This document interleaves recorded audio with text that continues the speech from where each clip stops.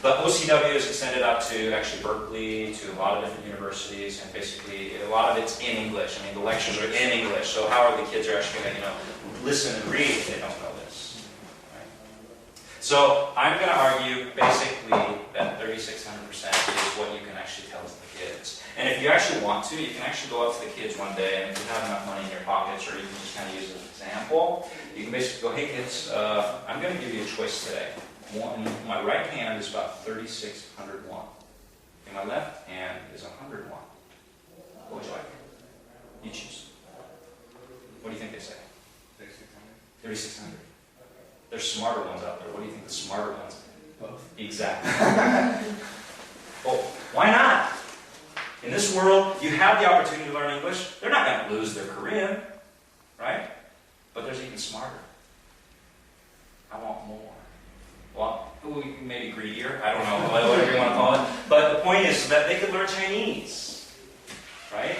If they learn Chinese, they've just spread themselves to half of the world as far as ability to communicate, right? And that's why CDI actually does not ignore this, and that's why we have Quick Chinese, and who knows where we're going with that moving forward. It's because we realize that that potentially could be the next lingua franca.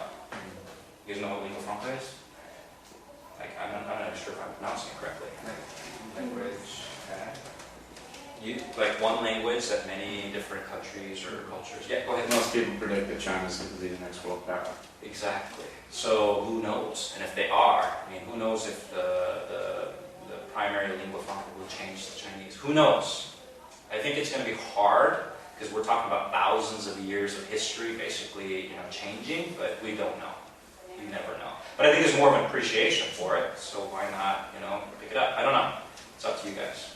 But as far as empowerment is concerned, you guys are empowering these kids literally to improve their lives by 3,600%. You're actually giving them the chance. It's kind of like, it's not the same, but it's not like you're helping a child who has drug problems and you're getting them off the street, but you're kind of helping the rich kid get even richer. I don't know. But the thing is you're literally sort of, helping a child have more opportunity. We're not here to make rich kids richer, right? There's a lot of other kids that actually, they want to learn and actually would love to hear from you guys and actually appreciate it and actually take advantage of it. Why not? They're really enthusiastic and motivated. Why not help them? It helps us and it helps them, right? So that's one thing that I'd like to talk about. The next thing that we're going to talk about real quickly here is actually survival. The reason is because, like I was talking about a little bit earlier, the Koreans are 50 million strong in this world, but I'm going to argue something a little bit different, or actually present something that I'd love to hear you guys' perspective on, because I think there's arguments on this.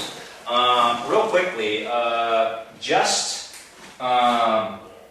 last year or the year before, shortly the year before we kind of went into this economic depression throughout the world, actually we were kind of doing this, right? It was going so fast that something really got expensive. You guys know what got really expensive about a year and a half ago or so?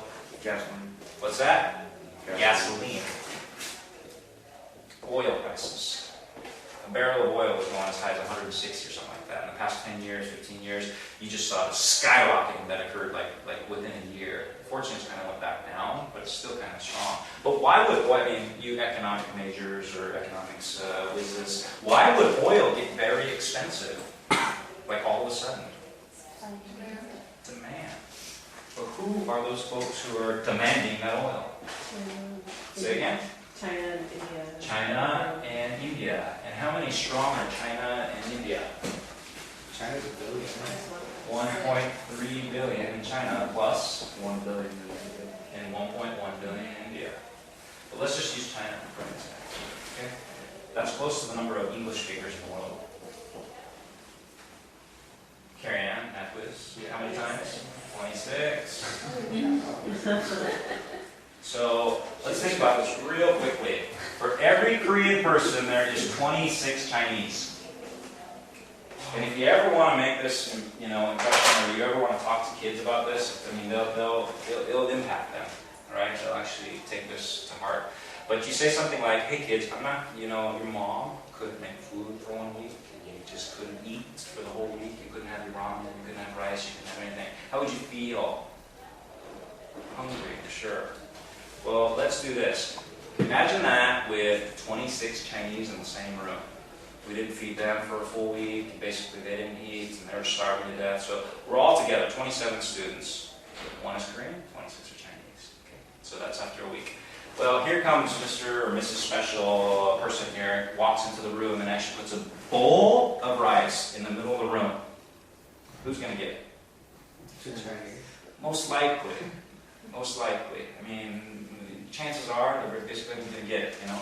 So then the kids go, no, I'm going to get it, you know? They have this attitude that they think they can get it. But realistically, we know that sometimes economically, you can't beat numbers.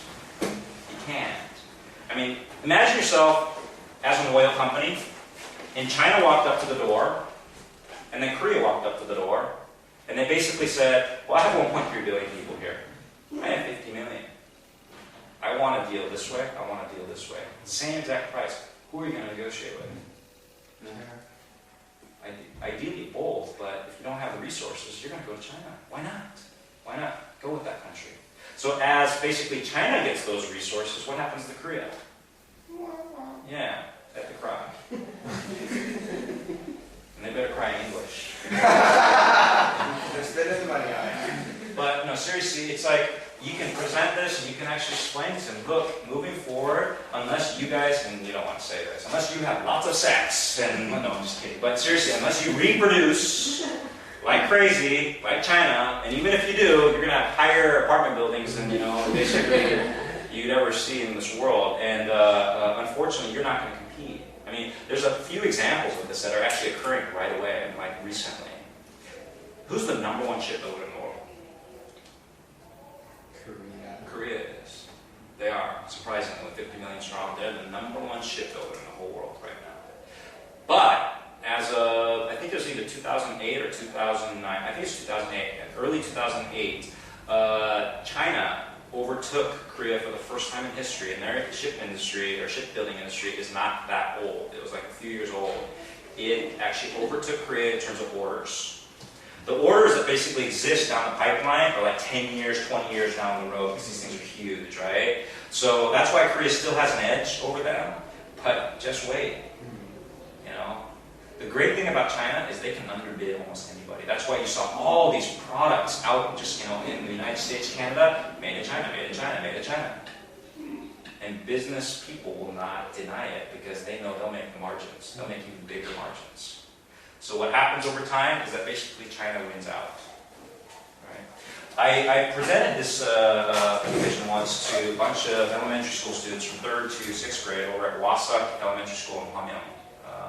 It's a elementary school that happens to be in our CEO's neighborhood. He asked me to go do this. But one thing that I called this presentation at that time was 100,000 won odeng. Do you guys know what odeng is? Yes. What's that? What's that? It's gross. It's gross. Dang is land? What's that? It's land. Dong is land. Good guesses, thank you. Odeng is, Carrie, are you talking about the fish cake that's gross? Yeah. It's fish cake. It's fish cake on a stick. And it's basically the stuff that you can go up to those little, Jared loves this. Jared will eat 10 of them at once. Why? Because it's 100 won or 200 won a pop. You know, you can eat lots of these, you can eat the fried stuff, whatever the case may be. Basically, it's cheap.